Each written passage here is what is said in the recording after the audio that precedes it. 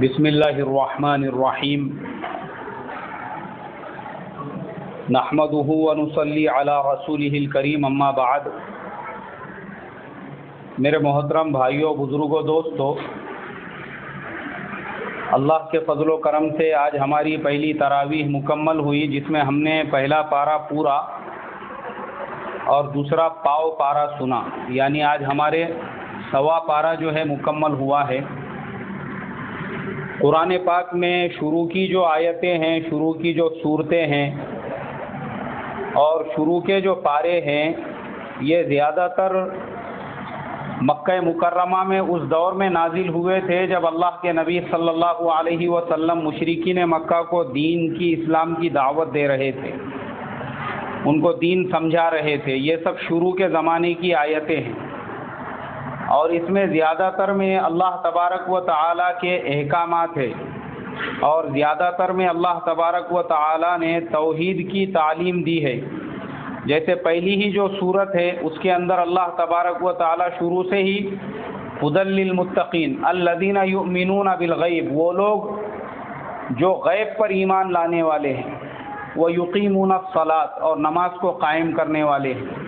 اب اس کے بعد جتنی بھی آیتیں ہیں، تمام میں مشرکین مکہ کو خطاب کیا گیا ہے، اور ان کو ایک اللہ کی طرف بلانے کے لیے اللہ تبارک و تعالیٰ نے بہت ساری مثالیں بھی اس میں بیان کی۔ پھر ہم تھوڑا آگے بڑھتے ہیں۔ اللہ تبارک و تعالیٰ نے آدم علیہ السلام کے قصے کے ذریعے سے ان کو سمجھایا کہ اللہ نے حضرت آدم علیہ السلام کو کیوں پیدا کیا تھا، ان کو کیوں بھیجا تھا۔ اور آگے بڑھتے ہیں، بنی اسرائیل اور موسیٰ علیہ السلام کے واقعات بیان کیے کہ اللہ تبارک و تعالیٰ نے موسیٰ علیہ السلام کو فرعون کے عذاب سے بچا کر، جس نے قسم کھا لی تھی کہ بنی اسرائیل کے تمام لڑکوں کو میں ذبح کروں گا اور حاملہ عورتوں کو میں حمل سے نہیں رہنے دوں گا، اور اس نے ویسا ہی کیا کہ قرآن میں اللہ نے کہا کہ جو بنی اسرائیل کے چھوٹے بچے ہوتے تھے ان کو قتل کر دیا جاتا تھا، اور جو حاملہ عورتیں ہوتی تھیں ان کے پیٹ پھاڑ کے ان کے حمل ضائع کر دیے جاتے تھے، کیونکہ فرعون یہ نہیں چاہتا تھا کہ بنی اسرائیل میں کوئی بچہ پیدا ہو۔ اور اللہ تبارک و تعالیٰ نے یہ فیصلہ کر لیا تھا کہ وہ انسان جس کے ذریعے سے فرعون کی حکومت کا خاتمہ ہوگا، فرعون کی بادشاہت کا خاتمہ ہوگا، وہ تو بنی اسرائیل میں ہی پیدا ہوگا۔ اور اللہ تبارک و تعالیٰ نے یہ تمام قید کے باوجود، اس تمام چوکیداری کے باوجود موسیٰ علی نبینا علیہ السلام کو بنی اسرائیل میں فرعون کے موجودگی میں پیدا کر کے بتا دیا، اور ان کو پال پوس کے، وہ بھی فرعون کے محل میں ہی پال پوس کر بڑا کر کے بھی بتا دیا۔ اور پھر وہی موسیٰ علیہ السلام کے ذریعے سے آگے چل کر اللہ تبارک و تعالیٰ نے فرعون کا اور اس کی بادشاہت کا خاتمہ فرما دیا۔ تو یہ تمام صورتوں میں اللہ تبارک و تعالیٰ نے مشرکین مکہ کو توحید کی تعلیم دی، اور ان کو یہی سکھایا کہ جو تم 360 بتوں کی پرستش اور پوجا کر رہے ہو اس کو چھوڑ دو۔ یہ نبیوں کے واقعات مثال کے طور پر بیان کیے، اس لیے کہ قرآن کے جو 3 درجات ہے، شروع کے 10 جو پارے ہیں اس میں آپ کو زیادہ تر احکامات ملیں گے، اس کے بعد کے جو 10 پارے ہیں اس میں واقعات ملیں گے انبیاء کے، اور اخیر کے جو 10 پارے ہیں اس میں جنت اور جہنم کے زیادہ تر آپ کو تذکرے ملیں گے۔ اللہ تبارک و تعالیٰ نے اس طریقے سے ہمارے جو صحابہ اکرام رضوان اللہ تعالیٰ علیہم اجمعین میں سے حضرت عثمان غنی رضی اللہ تعالیٰ عنہ کے زمانے میں قرآن پاک کو جو مرتب کیا گیا، جو اس کی ترتیب دی گئی، وہ اسی اعتبار سے کہ قرآن پاک محفوظ رہے، اور شروع میں انہوں نے ان صورتوں کو لیا، اس کے بعد میں واقعات والی صورتوں کو، اور آخر میں جنت اور جہنم کے جو مناظر ہے جن صورتوں کے اندر، ان کو ترتیب دیا گیا۔ اب اس کے بعد میں آگے کا جو واقعہ ہے وہ حضرت موسیٰ علیہ السلام کا ہی واقعہ ہے، کہ موسیٰ علیہ السلام کی جو قوم تھی بنی اسرائیل، جو آج بھی دنیا میں موجود ہے اسرائیل میں، جن کو ہم لوگ یہودی کہتے ہیں، یہ انہی کی نسل سے ہے یہودی، کہ یہ یہودیوں نے کبھی بھی اللہ تبارک و تعالیٰ کا شکر نہیں ادا کیا، بلکہ ہر زمانے میں اللہ کی ناشکری کی، اللہ کے حکموں کو توڑا اور اللہ کو ناراض کرنے والے اعمال کی۔ اس زمانے میں بھی اللہ تبارک و تعالی نے جب ان کو فرعون کے عذاب سے نجات دی، اور نجات دینے کے بعد میں جب یہ دریائے نیل کو پار کر کے ادھر پہنچے تو یہ بنی اسرائیل کے لیے اللہ تبارک و تعالی نے پانی کے چشمے کا انتظام کر دیا۔ تو وہ موسیٰ علیہ السلام سے کہنے لگے کہ اے موسیٰ، ایک جو پانی کا جھرنا ہے وہ ہمارے لیے کافی نہیں ہے، بلکہ ہم 12 خاندان کے لوگ ہیں، اس لیے کہ یہ حضرت یعقوب علیہ السلام کے 12 بیٹوں کی 12 اولادیں تھی، 12 نسلیں تھی، اور انہوں نے اپنے آپ کو 12 بیٹوں کی جو 12 جو خاندان چل رہے تھے، یہ اپنے باپ داداؤں کے اوپر فخر کیا کرتے تھے، ورنہ ان کو بھی مسلمان کہا جاتا تھا، مگر انہوں نے کہا کہ ہم کو مسلمان کہنا پسند نہیں ہے، بلکہ جو یہودا حضرت یعقوب علیہ السلام کے ایک بیٹے تھے، حضرت یوسف علیہ السلام کے ایک بھائی، انہوں نے کہا کہ ہم مسلمان کہلائے جانے سے زیادہ یہ پسند کرتے ہیں کہ ہم کو یہودی کہا جائے، ہمارے باپ کے نام سے پکارا جائے۔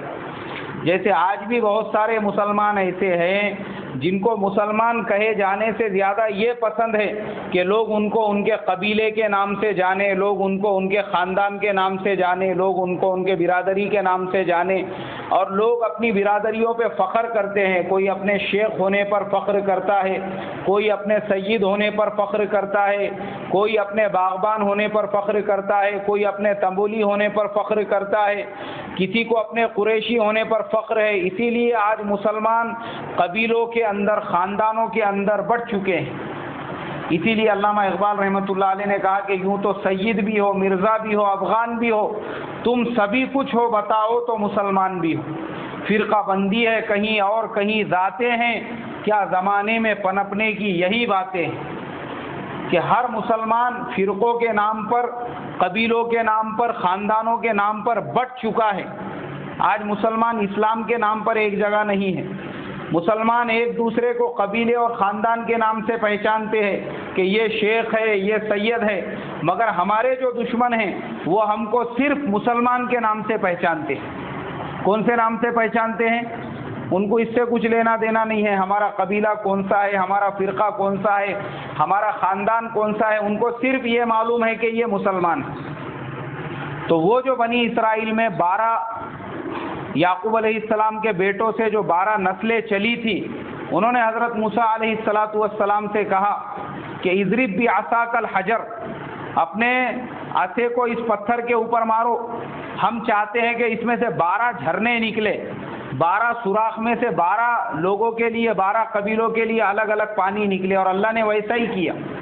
جب موسیٰ علیہ السلام کو اللہ نے حکم دیا کہ اضرب بعصاک الحجر، تمہارے عصے کو جو ہے اس چٹان کے اوپر مارو، جب موسیٰ علیہ السلام نے اللہ کے حکم سے اس پر مارا تو فانفجرت منہ اثنتا عشرۃ عینا، اللہ فرماتے ہیں کہ وہ پھٹ گئی اور اس میں سے 12 جھرنے نکلے، اور وہ چٹان آج بھی موجود ہے، آج بھی موجود ہے۔ یہ کوئی الف لیلا کی کہانی نہیں ہے، بلکہ یہ تمام چیزیں آج بھی دنیا میں وہ چٹان موجود ہے، اور اس میں وہ 12 سوراخ بھی موجود ہے جس میں اللہ تبارک و تعالیٰ نے 12 جھرنے پیدا کیے تھے، اور وہ چٹان آج جو ہے وہ مصر کے اندر، مصر اور فلسطین کے درمیان، ابھی تو وہ اسرائیل کا حصہ ہو چکا ہے، اسی علاقے کے اندر آج بھی وہ تمام چیزیں موجود ہیں۔ ان کے لیے 12 جھرنے نکل گئے، اور پھر اس کے بعد اللہ تبارک و تعالی نے ان کے لیے یہ انتظام فرمایا کہ من و سلوہ کا دسترخوان ان کے لیے روزانہ آیا کرتا تھا۔ جب وہ دسترخوان آنے لگا تو موسیٰ علیہ السلام سے کہا کہ ہم ایک دسترخوان پہ بیٹھ کر نہیں کھائیں گے، ہم کو ہر خاندان والوں کے لیے الگ دسترخوان چاہیے۔ تو وہ 12 خاندان والوں کے لیے آسمان سے 12 دسترخوان اترتے تھے۔ اس کے باوجود بھی انہوں نے اللہ تعالیٰ کی ناشکری کی۔ سوچو، ان کے لیے جنت کے حلوے، جنت کے میوے آتے تھے، اور انہوں نے موسیٰ علیہ السلام سے کہا کہ اے موسیٰ، ہم کو یہ جنت کے حلوے، یہ جنت کے میوے، یہ من و سلوہ کا جو حلوہ آتا ہے، یہ کھا کھا کے ہم بور ہو چکے ہیں۔ اب اللہ تعالیٰ سے دعا کرو کہ وہ ہمارے لیے پیاز اگائے، وہ ہمارے لیے دال کا انتظام کرے، وہ ہمارے لیے ادرک لہسن کا انتظام کرے، تاکہ ہمارا ٹیسٹ جو ہے وہ تھوڑا چینج ہو سکے۔ اللہ نے ان کو جنت کے میوے کھلائے، لیکن انہوں نے جنت کے میوے کو ٹھکرا کر کائے کے لیے فرمائش کی دنیا کی جو چیزیں ہیں اس کے لیے۔ اس کے بعد پھر موسیٰ علیہ السلام ان کو آگے لے کر چلے تو بھی وہ آپس میں جو ہے ایک دوسرے سے ہمیشہ لڑا کرتے تھے خاندانوں کے نام پر، اور اسی بات کو لے کر ایک مرتبہ ان میں جھگڑا ہو گیا اور ایک آدمی کو کسی دوسرے نے قتل کر دیا۔ موسیٰ علیہ السلام نے دعا کی اللہ تعالیٰ سے کہ یہ جس کو قتل کیا ہے تو بتا دے کس نے قتل کیا ہے۔ اللہ تعالیٰ نے موسیٰ علیہ السلام سے کہا کہ تم ایک گائے ذبح کرو اور اس کا گوشت سب کو لگاؤ، جو قاتل ہوگا اس کا پتہ تم کو خود بخود چل جائے گا۔ اب موسیٰ علیہ السلام نے بنی اسرائیل سے کہا کہ دیکھو اللہ تعالیٰ نے تم کو حکم دیا ہے کہ گائے ذبح کرو۔ اب جب اللہ نے حکم دیا گائے ذبح کرو تو ان کا کام تھا کہ کوئی بھی ایک گائے پکڑ کے اس کو ذبح کر دیتے اور اس کے گوشت کے ذریعے سے پتہ کر دیتے کہ قاتل کون ہے۔ مگر یہ موسیٰ علیہ السلام سے پوچھنے لگے کہ اے موسیٰ، وہ گائے کیسی ہونا چاہیے؟ نر ہونا چاہیے، مادہ ہونا چاہیے؟ موسیٰ علیہ السلام نے دعا کی۔ پھر کہنے لگے اے موسیٰ، اس گائے کا رنگ کیسا ہونا چاہیے؟ پھر موسیٰ علیہ السلام نے دعا کی، کہا کہ ایسا رنگ ہونا چاہیے۔ پھر کہنے لگے کہ اے موسیٰ، وہ گائے کس نسل کی؟ مطلب جب اللہ تعالیٰ ان کو حکم دیتا کہ گائے ذبح کرو تو وہ اس میں نئے نئے چیزیں نکالتے۔ جیسے آج بھی مسلمانوں کو اگر کسی بات کا مسئلہ بتایا جائے تو لوگوں کو ایک مسئلے میں 50 مسئلے پوچھنے کی عادت ہوتی ہے۔ اگر مان لو کوئی وضو کر رہا ہے اور وضو کرنے کے بعد میں اس نے اپنا ہاتھ بھگا کے ٹوپی پہ سے ایسا سر پہ پھیرا اور بالوں پہ بھی ہاتھ چلا گیا اور نماز پڑھ لیا، اب اس کے بعد میں اس کو یاد آیا کہ میں نے مسا ایسے کیا تھا۔ اب اس نے کسی سے سوال کیا عالم صاحب سے کہ میں نے ایسا کیا تھا، میری نماز ہو گئی کیا؟ انہوں نے جواب دیا ہاں بھائی نماز تو تمہاری ہو گئی۔ نہیں میں نے برابر ہاتھ نہیں پھیرا تھا۔ ارے تیرے کو جب بول دیے نماز ہو گئی تو ہو گئی نا، اب ہاتھ پھیرا تھا نہیں پھیرا تھا، اب اس کے اندر جو ہے بال کی کھال ادھیڑ کے کیا فائدہ ہے؟ ہمارے استاد سے ایک آدمی نے سوال کیا، بولے مولانا پرندہ پال سکتے کیا؟ یہ کبوتر وغیرہ نہیں کہ بہت سارے لوگ پالتے، یہ پال سکتے کیا؟ انہوں نے جواب دیے کہ ہاں تم اس کو پال سکتے، کوئی حرج نہیں۔ اب اس کو اجازت دے دیے پالنے کی۔ بعد میں اس نے اور واپس سے ان سے سوال کیا، بولے مجھے معاف کرو، پالنے والی ذات تو اصل میں اللہ کی ہے۔ بولے میں خالی یہ پوچھنا چاہ رہا تھا کہ ہم اس کو مطلب دنیاوی اعتبار سے رکھ سکتے کیا؟ ہمارے استاد نے بولے جب پالنے والی ذات اللہ کی ہی ہے تو بچوں کو کائی کو پال رہا؟ بولے گھر میں سب کو لے جا کے فٹ پاتھ پہ چھوڑ کے آ جا، ان کو بھی تو پالنے والی ذات اللہ کی ہی ہے۔ بچوں کو، بیوی کو، سب کو لے جا کے فٹ پاتھ پہ چھوڑ دینے کا؟ ارے بابا پالنے والی ذات اللہ کی ہی ہے، لیکن اللہ نے ہم کو کیا بنایا ہے؟ ذریعہ بنایا ہے۔ ہمارے جو اکابر ہے اور ہمارے جو بڑے ہیں مولانا سعد صاحب، وہ فرماتے ہیں کہ اسباب کے ذریعے سے اللہ کو پہچاننا ہے۔ کس کو پہچاننا ہے؟ اور اگر کوئی 100% اسباب کا بھی انکار کر دے کہ نہیں میں بغیر اسباب کے کچھ بھی کروں گا تو اس نے خدائی کا دعویٰ کیا ہے۔ کس کا دعویٰ کیا ہے بولو؟ خدائی کا دعویٰ کیا ہے۔ تو اس کے لیے انسان محتاج اسباب کا، کرنے والی ذات تو کس کی ہے؟ اللہ کی ہی ہے۔ تو ہمارا بھی معاملہ ایسا ہی ہوتا ہے بنی اسرائیل کے جیسا، کہ جیسے بنی اسرائیل کو اللہ نے حکم دیا گائے ذبح کرنے کا تو ان کا کام تھا گائے ذبح کرتے، مگر وہ بال کی کھال نکالنے لگے۔ ایسے ہی ہم نے اگر کوئی مسئلہ پوچھے اور جواب دینے والے نے اگر ہم کو جواب دے دیا تو اس کے بعد میں پھر ہم کیا کرتے ہیں؟ وہ مسئلے میں اور مسئلے نکالتے ہیں۔ تو اس کے لیے جب بھی ہم کسی عالم سے، کسی مفتی سے کسی مسئلے کے بارے میں پوچھے اور وہ اس کے بارے میں ہم کو ہاں یا نہ میں جواب دے دے تو ہم اسی کے اوپر عمل کریں، اس لیے کہ باقی کی پوری ذمہ داری کس کے اوپر ہے؟ جواب دینے والے کے اوپر ہے، وہ مسئول ہے اللہ تعالیٰ کے نزدیک۔ اب ہم آگے بڑھتے ہیں۔ پہلے پارے کے اندر اللہ تبارک و تعالی نے پھر آگے موسیٰ علیہ السلام، حضرت سلیمان علیہ السلام اور حضرت ابراہیم اور حضرت یعقوب اور ان کی اولاد کا ذکر کیا۔ اب ہم دوسرے پارے میں داخل ہوتے ہیں۔ دوسرے پارے کے اندر جب ہم داخل ہوتے ہیں تو دوسرے پارے میں اللہ تبارک و تعالی نے کہا کہ امتا وسطا لتکونوا شہداء علی الناس، ہم نے تم کو بیلنس والی امت بنا کر دنیا کے لیے نمونہ بنا کر بھیجا۔ مطلب یہ ہے کہ ہمارے سے پہلے جو امتیں تھیں ان امتوں میں دو طرح کی امتیں تھیں، ایک تو موسیٰ علیہ السلام کی امت تھی اور ایک حضرت عیسیٰ علیہ السلام کی۔ موسیٰ علیہ السلام کی جو امت تھی ان کے اوپر جتنے بھی احکام تھے وہ سب سختی والے احکام تھے، کہ موسیٰ علیہ السلام کی قوم پر ایسے احکام تھے کہ کسی نے اگر کسی کو مارا تو اس کو معاف کرنے کی اجازت نہیں تھی، جس کو مارا اس نے مارنا تو ہی اس کا بدلہ پورا ہوگا، اس کو معاف کرنے کی اجازت نہیں تھی۔ اتنے سخت احکامات تھے کہ اگر کسی کو احتلام ہو جاوے کپڑے کے اوپر تو وہ کپڑے کو پھاڑ کے پھینک دینا پڑتا تھا، دھونے سے وہ کپڑا پاک نہیں ہوتا تھا۔ اتنے سخت احکام اس لیے تھے کیونکہ وہ امت بھی اتنی ہی زیادہ سخت تھی۔ کس کی امت؟ حضرت موسیٰ علیہ السلام۔